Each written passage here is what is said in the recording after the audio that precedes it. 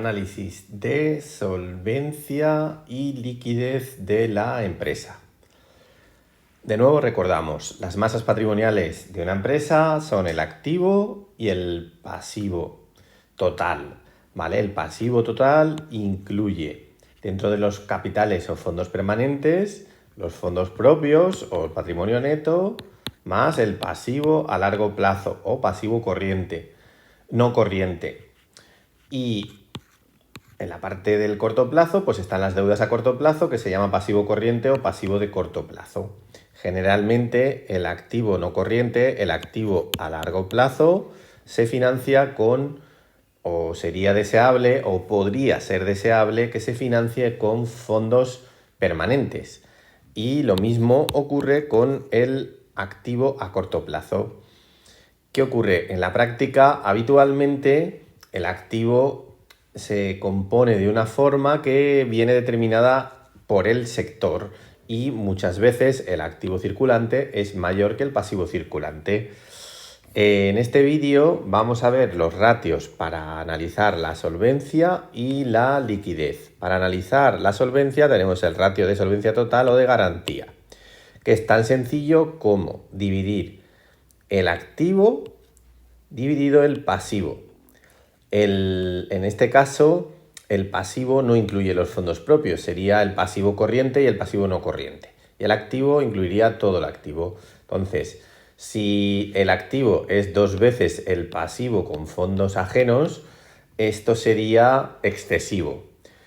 Y por tanto, querría decir que tenemos muchos fondos propios, porque tenemos poco pasivo ajeno, ¿vale? Deudas con el banco o con terceros, y tenemos muchos fondos propios. A veces esto puede drenar la rentabilidad de la empresa. Lo ideal es que esté entre 1,5 y 2,5.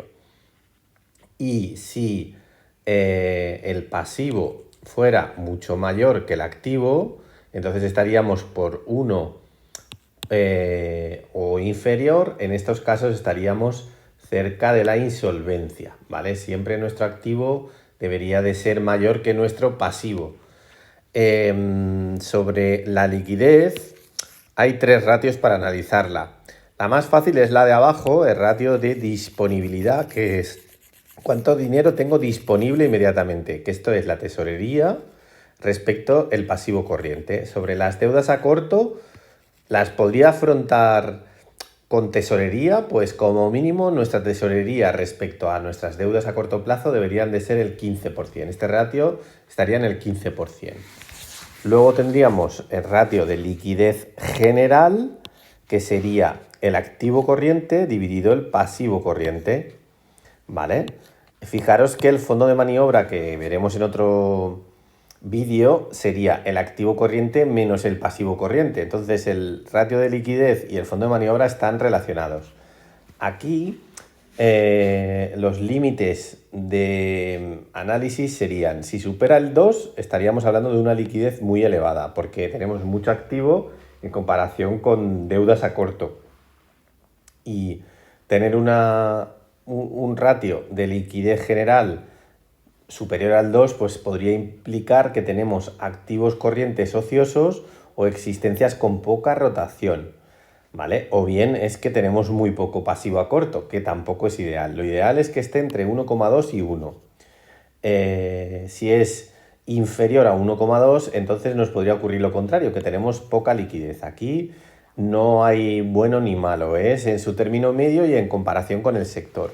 Y luego, aunque tenemos el ratio de disponibilidad, también hay un ratio de liquidez inmediata, que sería toda la liquidez que podría ser más o menos inmediata. Entonces sería el activo corriente, ¿vale? El activo corriente menos las existencias dividido el pasivo corriente. Aquí esperaríamos que fuera aproximadamente 0,8 o 1. Si es 1, podríamos decir incluso que es elevado. Lo ideal sería que estuviera entre 0,8 y 1, y esto nos denotaría una buena liquidez. Si está entre 0,5 y 0,8 sería liquidez normal, ¿vale? Normal. Y si fuera menor que el 0,5, entonces podríamos llegar a tener problemas de liquidez. Entonces, cuando analizamos una empresa, habría que analizar todos estos ratios y ver si hay alguno que es especialmente bajo o especialmente alto y ver a qué se debe y si puede implicar o no un riesgo de liquidez o de solvencia. Y con esto tenemos los ratios. Si te gusta el vídeo, porfa, suscríbete, que quiero llegar a los 1000.